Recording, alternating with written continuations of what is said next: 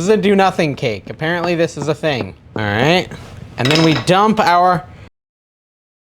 Hey everyone, Dave here, and today we're making a keto do nothing cake. Anytime someone pitches a recipe as do nothing, I'm gonna try it because, you know, I like easy recipes and I like keto recipes. So we're gonna try this out and see how it comes out.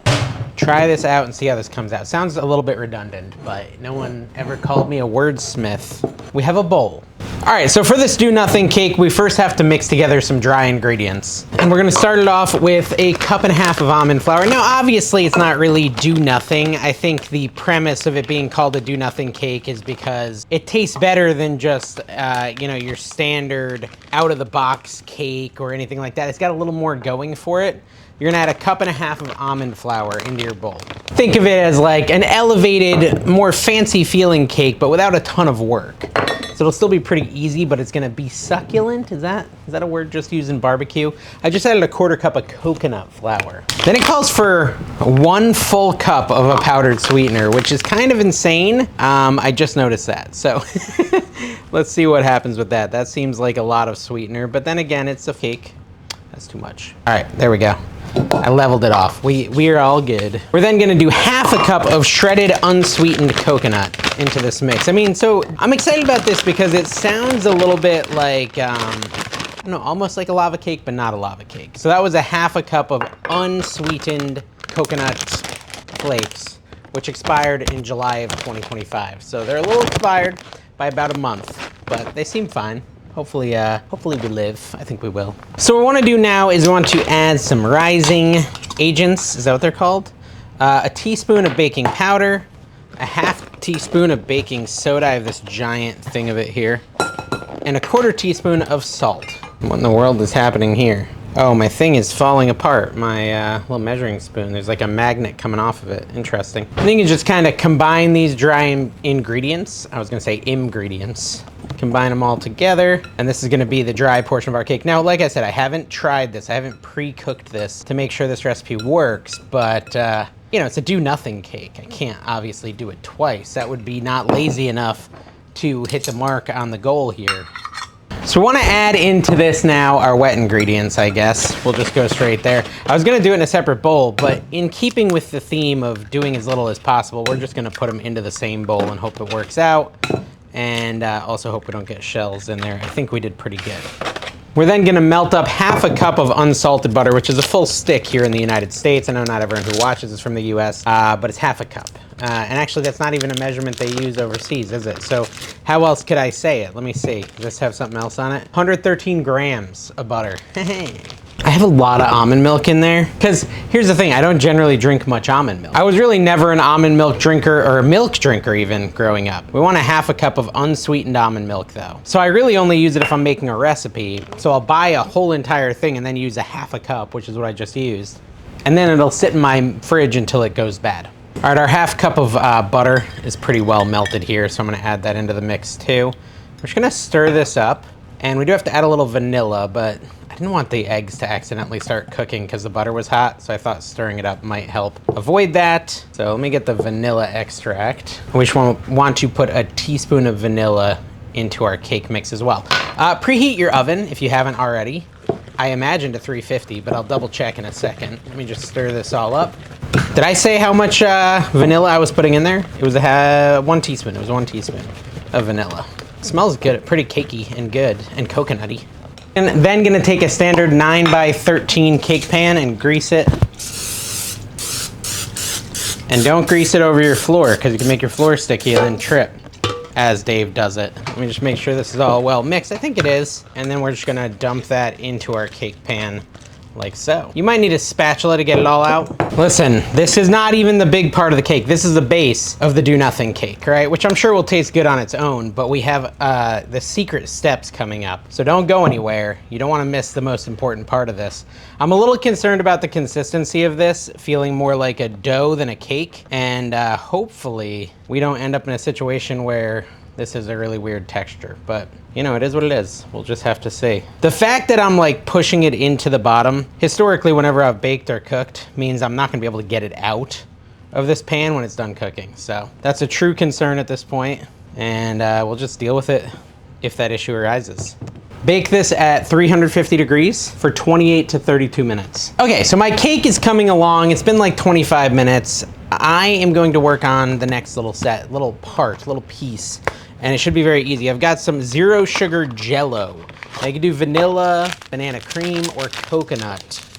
I think any of those would work, but we're gonna just do plain vanilla Jell-O. And we're gonna add 2 cups of our unsweetened almond milk in with the Jell-O mix. Like I said, we're going easy peasy. We could obviously make like an insanely delicious meringue custard or something like that. That would be an option too. But we're doing a super lazy do-nothing cake. It's actually a do-nothing cake, not a dump cake.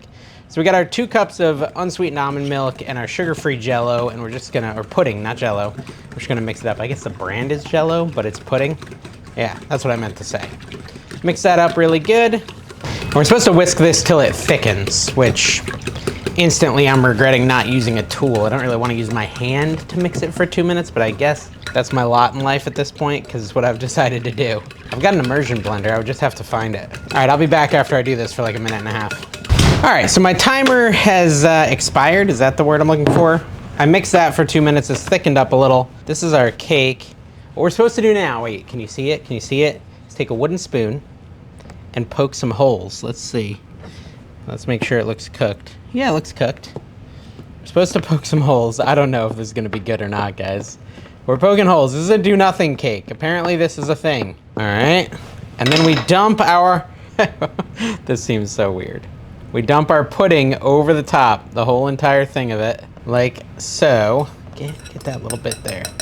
Then we're gonna chill it in the fridge for like 15 to 20 minutes, and then we're gonna do a glaze on top of it. Now we're gonna make the glaze. That's been in the fridge for like 10 minutes, so it's almost ready to pull out. We wanna just take a stick of butter. I'm doing unsalted, it should be fine. Throw it into a saucepan, which I have set up over there. We're gonna take a 1/2 cup of our powdered swerve, which this is what we use in the cake too. I don't remember if I said it. It's the swerve like confectioner version.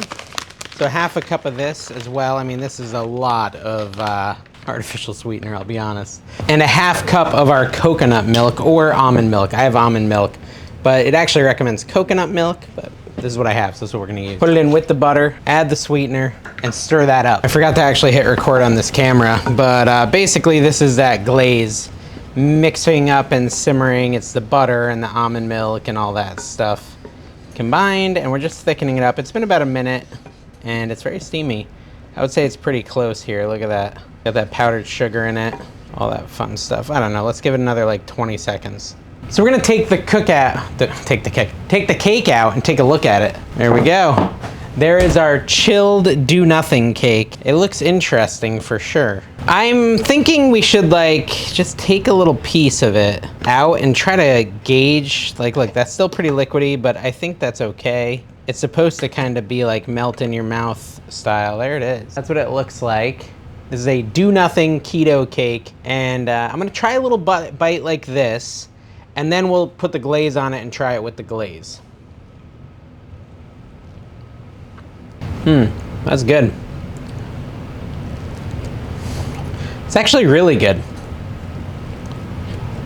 I'll qualify that with like, you have to enjoy coconut or you're probably not gonna dig this. Into our glaze, which we just made, we're gonna add about 1 cup of coconut flakes, like so. And you can also add some pecans or pecans into the glaze. Now I'm not gonna add them into the glaze because I have a lot of people in my family who are not gonna want the glaze or the pecans. And now what we're supposed to do is pour this glaze over the cake while it's still hot. I am kind of letting this glaze cool a little because it's like lava hot right now. You see the steam? I want it to be lava hot. So I'm letting it cool for a minute and then we'll pour it on. If you don't want to do that, that is a whole nother step, and we're trying to do a do-nothing cake. This as a base do-nothing cake is great, and I like that you could really like kind of modify it with different types of pudding and things like that, and the pudding seeps into all the holes we poked, and it actually creates a really tasty dessert that's keto, that's super easy. Actually, here's what I'm gonna do. I'm gonna take this out, because what if the glaze isn't good? What if I didn't glaze it enough, or it's too thin or something? So what I'm gonna do is I'm gonna take my little piece I already tested out. How hot is that? Not hot enough. I'm gonna put a little bit of the glaze on it and see if it actually like upgrades it or if it makes it worse or what the deal is. All right, let me try it now. Huh. I kind of like it better without the glaze. The glaze is doing what I thought it might do and making it too liquidy, which might mean the glaze just needs a little longer, but it's making it sopping wet. I kind of like this because it's not sopping wet, but it might be a preference thing. You can try it either way. And then of course you can add some chopped pecans to it if you want to as well, which I might do that on like half the cake because not everyone likes pecans. I guess I should try a bite if you force me with a pecan on it. Yeah. Pecans do have some carbs though, so be careful, but they're an upgrade. Me adding pecans to the whole thing because I don't think it should even be enjoyed without the pecans. They're that much of an upgrade. Very good. All right, so this was fun. Try all over my beard. Keto Do Nothing Cake is a recommended thing. I do like it. I think it's very good.